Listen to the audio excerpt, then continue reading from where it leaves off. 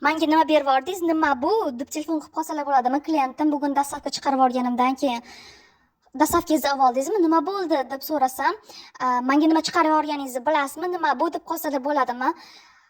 Ha, sumka deb javob bersam, o'zingiz zakaz qilgan sumka deb javob bersam, bir payt menga juda ham yoqdi.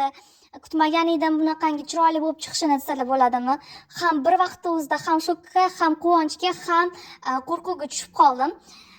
Endi sizlar bilan obzor qilamiz. Bu sumkamizni ichini ko'rib turganingizdek juda ham katta va keng bo'lsin, daftar va telefonim sig'sin deb aytdilar.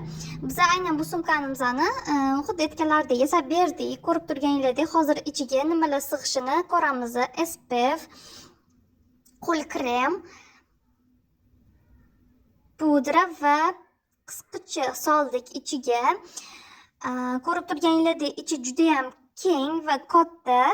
Hattoki mana joy ham ortib qolgan. Bu sumkamizni bitishiga o'zi ham 12 kun ketdi. Men ularga bir hafta ichida qilib beraman deb 12 kunda qilib berdim.